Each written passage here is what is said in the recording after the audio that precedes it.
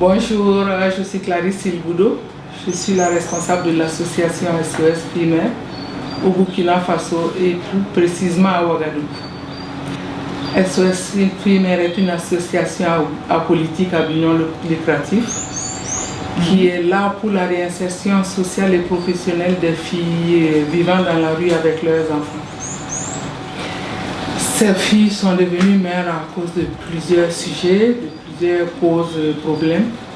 D'abord, il y a la méconnaissance, l'analphabétisme, la pauvreté des parents. Les filles sont accueillies chez nous parce qu'il n'y a pas, je ne dirais pas qu'il n'y a pas d'autres centres, mais on a jugé nécessaire de faire ça parce qu'on a vu qu'il y avait le besoin. Ces filles vivaient dans la rue avec leurs enfants. Il n'y a pas assez de structures pour les accueillir et même les structures qui les accueillent ne parviennent pas à s'en charger. C'est un problème de prise en charge qui se pose. Alors nous avons décidé avec quelques amis et quelques personnes de bonne volonté de mettre cette association en place pour recueillir ces filles et pour les aider. Notre rôle primaire, c'est d'abord d'accueillir ces filles qui vivent dans la rue. Nous les accueillons chez nous, nous les hébergeons, nous les aidons sur le plan sanitaire, sur le plan social, pour la restauration de leur bien-être, de leur confiance en soi, parce que beaucoup de ces filles viennent chez nous, beaucoup sont déprimées, elles font des dépressions, beaucoup sont malnutries et beaucoup sont malades, et les enfants que nous recevons la plupart du temps sont à 80 et 90% malnutris. L'objectif de l'association, c'est de les accueillir chez nous et restaurer leur estime en soi. L'effectif des pensionnaires, on ne peut pas donner un nombre, mais je dirais que ça dépasse la centaine parce qu'on a commencé l'association officiellement en 2006. Sinon avant, on recevait quelques filles et quelques enfants.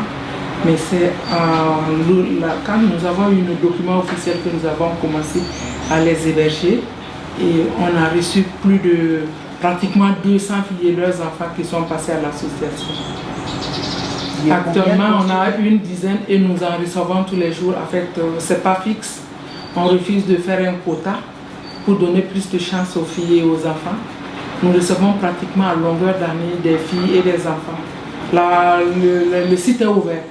C'est 24 heures sur 24. Et nous recevons à tout moment, chaque fois qu'il y a un besoin, nous sommes disponibles pour les accueillir. Ces filles viennent démunies, totalement perturbées. Nous essayons d'abord de les rassurer. Le besoin le plus important d'abord, c'est le côté sanitaire, comme je l'ai dit. Le côté restauration, parce que beaucoup passent pratiquement une grande partie de leur vie avec les bébés dans la rue. Et ils ont un problème de santé alimentaire. Nous essayons de parer à ça. Nous essayons de les remettre sur pied comme il faut le dire. Nous essayons de les soigner psychologiquement, même s'ils ne sont pas des psychologues. Et même s'il y a lieu de payer un professionnel pour le faire, nous le faisons deux fois. On essaie de jouer ce rôle. Parce qu'on a suivi quelques formations. Moi, par exemple, je suis financière de formation. Ce n'est pas mon domaine, mais j'ai dû prendre des cours pour pouvoir mieux m'en occuper. Et on fait le nécessaire pour que ces filles se sentent bien, qu'elles se sentent en confiance et qu'elles puissent elles-mêmes reprendre confiance. On en a tellement que... Parce qu'on voit de grandes choses pour ces filles. Avoir un enfant à leur âge, ce n'est pas une fin en soi. Elles sont intelligentes, elles ont beaucoup à donner et elles doivent recevoir en conséquence. Ces filles sont là, beaucoup de filles que nous recevons sont analphabètes. Alors nous essayons de faire des formations manuelles rémunérateurs pour leur permettre de se prendre en charge. Parce qu'une fois que ces filles parviennent à se prendre en charge, il n'y a pas meilleure maman plus qu'elle. C'est le nécessaire qui leur manque. La stigmatisation et le manque de ressources font qu'elles sont vraiment totalement démunies. Elles ne parviennent pas à faire quoi que ce soit. Alors nous essayons de les former à des métiers manuels comme la couture, la coiffure, les pagnes tissées et la teinture et autres métiers. par exemple l'élevage, le jardinage et autres, qui leur permettront à un moment donné, quand elles vont finir ces formations, de se prendre en charge, elles et leurs enfants. Notre objectif, c'est l'autonomie financière pour ces filles et leurs enfants. Nous avons été énormément touchés à cette année pour la saison hivernale 2021. Ça a été exceptionnel. Les gros vents, les grosses pluies. On a eu beaucoup de dégâts ici, pas seulement le centre, mais nous voyons ce qui se passe autour de nous. Nous disons que nous sommes chanceux. Ça a eu d'énormes dégâts dans la zone, partout au Burkina, ici, sur le plateau. Mais nous avons, à notre côté, nous avons eu beaucoup de dégâts sur les bâtiments, sur le matériel de couchage, les bâtiments, le matériel de formation ont été énormément touchés. On a eu beaucoup de pertes à cause de l'eau, à cause des gros vents, les bâtiments ont été touchés, la literie a été touchée, les dortoirs, les salles de formation ont été énormément touchés. On a été affectés par la pluie, par les gros vents, et il y a eu beaucoup de dégâts.